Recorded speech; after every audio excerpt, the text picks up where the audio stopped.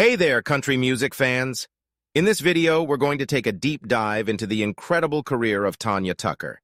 You may know her from her first hit, Delta Dawn, which she recorded at just 13 years old. But Tucker's career didn't stop there. She went on to become one of the few child performers who successfully transitioned into adulthood without losing her audience. With a streak of top 10 and top 40 hits spanning decades, Tucker has solidified her place as a country music icon. She's had award-winning albums, numerous hit songs, and even took home 2 Grammy Awards in 2020 for her album While I'm Livin' and the song Bring My Flowers Now. So get ready to learn all about Tanya Tucker and her incredible journey in the country music industry. Before we begin, please hit the like, subscribe, and notification bell so you don't miss a single one of our upcoming videos. Have you ever wondered how Tanya Tucker got her start in country music? Well, it all began in Seminole, Texas, where she was born to a family who moved often in search of better work opportunities. Growing up, Tanya's exposure to country music came from the only radio station in her hometown of Willcox, Arizona. Her family attended concerts of legendary country stars, and her sister LaCosta was known for her vocal abilities. But it wasn't until Tanya was 8 years old that she told her father she wanted to be a country singer too. When the family moved to St. George, Utah, Tanya auditioned for a role in the film Jeremiah Johnson, but landed a bit part instead. However, this experience, coupled with a chance encounter with country singer Judy Lynn, paved the way for her first break in the industry. In 1969, the family moved to Henderson, Nevada, where Tanya began performing regularly. Eventually, she caught the attention of producer Billy Sherrill through a demo tape, and he signed her to Columbia Records. It wasn't long before Tanya's talent was recognized by other country music legends, including Mel Tillis, who invited her on stage for a performance. From there, her career took off, leading to numerous hit records and award-winning albums. So, sit back, relax, and join us as we explore Tanya Tucker's journey from a small-town girl with big dreams to a beloved icon in country music. Initially, Sherrill intended for Tucker to record The Happiest Girl in the Whole USA, but she chose Delta Dawn instead for her first single. Billy Sherrill had heard Bette Midler sing the song on The Tonight Show, and Tucker's version became a hit, peaking at number 6 on the country chart and becoming a sensation when her age was revealed. Her second single, Love's the Answer, also became a top 10 hit in 1972, and her third single, What's Your Mama's Name, became her first number 1 hit in the spring of 1973.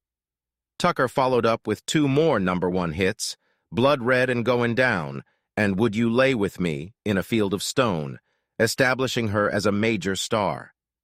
In 1975, Tucker signed with MCA Records and had a string of hits that ran into the late 1970s, including Lizzie and the Rain Man, which became her only top 40 pop music hit, and San Antonio Stroll, Here's Some Love, and It's a Cowboy Lovin' Night, which were all top 10 country hits. In 1978, Tucker decided to change her image and cross over to rock with her TNT album, which included hit singles I'm a Singer, You're the Song and Texas, When I Die. Despite the controversy over the album and its cover, it went gold the following year. As the 1970s drew to a close, Tucker's popularity began to wane. In 1980, she only had 2 hits, one of which was Can I See You Tonight? And she recorded a few singles with her romantic partner at the time, Glenn Campbell. She also made her feature film debut in Hard Country, although she had previously appeared in small roles in Jeremiah Johnson, 1972, and the television miniseries The Rebels, 1979. Tucker had started drinking in her late teens, which she attributed to the loneliness of life on the road. You send your ass out on the road doing 2 gigs a night, and after all that adoration go back to empty hotel rooms. Loneliness got me into it. In 1978, she moved to Los Angeles in an unsuccessful attempt to appeal to pop audiences, and quickly fell into the city's nightlife, describing herself as the wildest thing out there. Although Tucker had a top 10 hit with Feel Right in 1983 from her first and only Arista album Changes, her music struggled to receive radio play, and her singles stopped making the top 40 by mid-1983. After her breakup with Campbell in 1982, Tucker moved to Nashville and began to lead a more secluded life. It was only in 1988, when her family intervened and convinced her to enter the Betty Ford Center, that she sought help for her struggles with alcohol. During the late 1980s, Tanya Tucker's career took an upswing after signing with Capitol Records. She found success with her album Girls Like Me, which produced 4 top 10 country singles.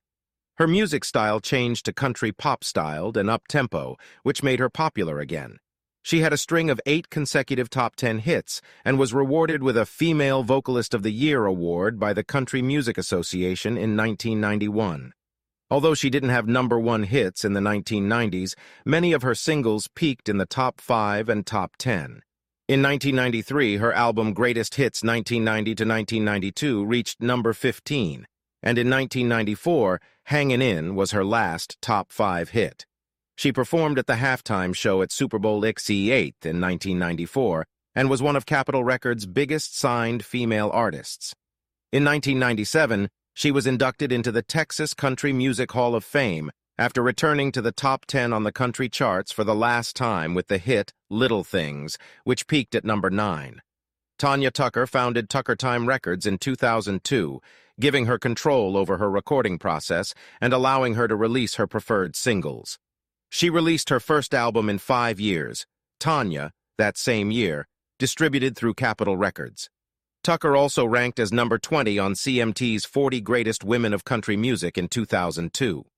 In 2005, she released a live album called Live at Billy Bob's Texas, contributed to a Bob Wills tribute album, released a book titled 100 Ways to Beat the Blues, and recorded an album, Lonesome Town, that was put on hold. In 2009, she signed a one-time deal with Saguaro Road Records, putting Lonesome Town on hold and releasing My Turn, a cover album. Tucker continued to release new music and win awards, including 2 Grammys for Bring My Flowers Now and While I'm Livin' in 2020. She is considered one of the outlaws of country music, able to combine country and rock music to create her unique sound. Tucker was ranked 9th on CMT's Greatest Outlaws: The Dirty Dozen list, the only woman to appear.